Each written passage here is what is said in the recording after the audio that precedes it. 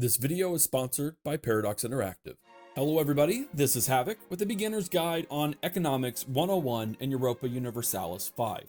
Today we'll be looking at your balance, including income, expenditures, and ways you can balance your budget should you find yourself in a tight spot financially.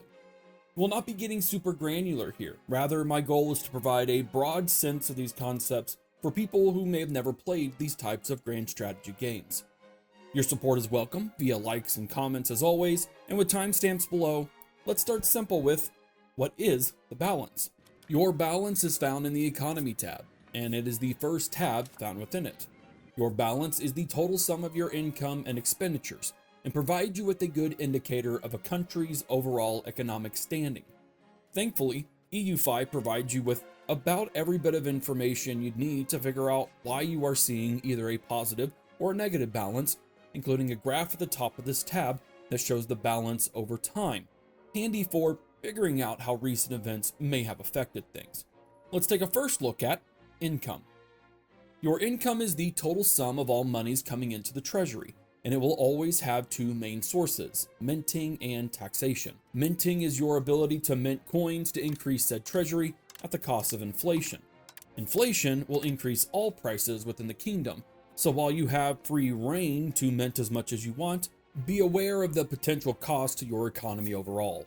Taxation will often be your most utilized way to produce income in the early game. Every location within your kingdom is taxed, and every level of your population has the potential to be taxed at different percentages, depending on a range of factors like laws, reforms, etc. Your population is broken up into the nobility or aristocrats, the clergy, your craftsmen and merchants, and the common folk. Hovering over the tax base icon in the top right will provide you with a tax breakdown tooltip of each location within your kingdom, and hovering over each tax amount within the location will bring up a nested tooltip breakdown of that exact location. Do note that taxation, among other mechanics, is affected by the control you have over that location, meaning that the further away a location is from the capital, the less control you'll have, thus causing lower taxes. We'll get into control in another video. There are other means of income, and one of the most vital sources would be through trade in the form of profits from importing goods for your production buildings and exporting goods to other markets. Your ability to trade should not be underestimated, and it can, without a doubt, turn a small, seemingly insignificant kingdom into a powerhouse. So engaging in trade is a necessity for success in EU5. The ins and outs of trade is a mechanic that warrants its own Economics 101 video, so look forward to that one in this series. Outside of those main factors, there are several other less common forms of income, from interest on loans that you've handed out to selling food, payments from fiefdoms and client states, things of that nature. These are definitely situational sources of income, so just know that it's out there, but many players may not experience income in these areas. Now, on to expenses. The complete opposite of income, expenses are sources where money is flowing out of your treasury, which is something that should never be more than your income, or you'll be losing money.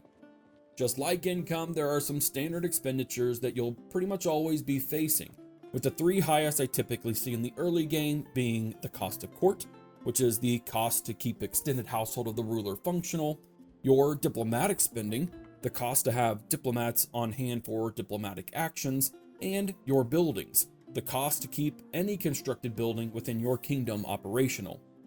Thankfully, you can reduce these costs by simply reducing the amount of funds dedicated to the court or your diplomatic spending, or to the point of actually closing down certain buildings if necessary, should you say not be able to provide it with the goods needed to produce its thing.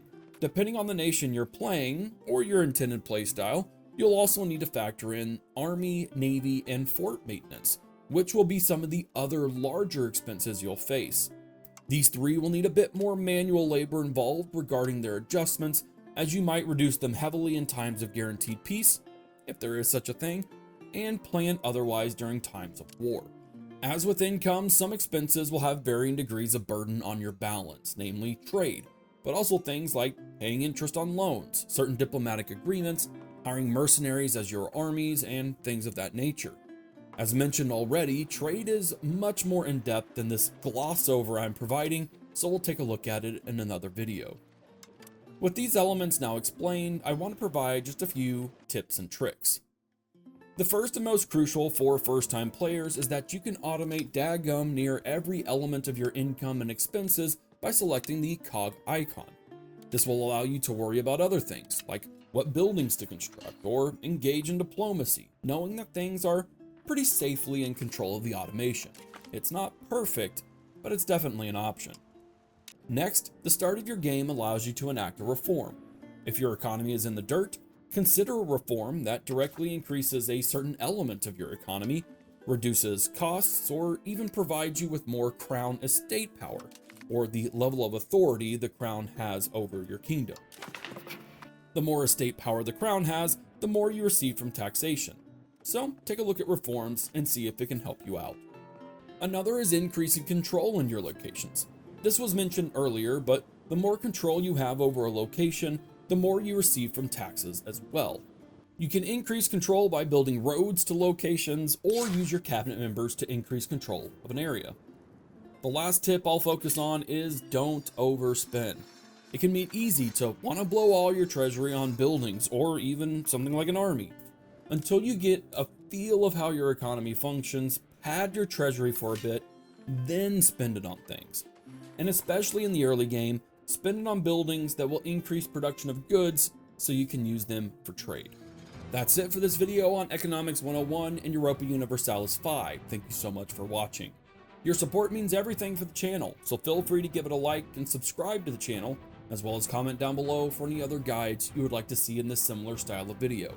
Enjoy playing EU5, this is Havoc, and we'll see you in the next one.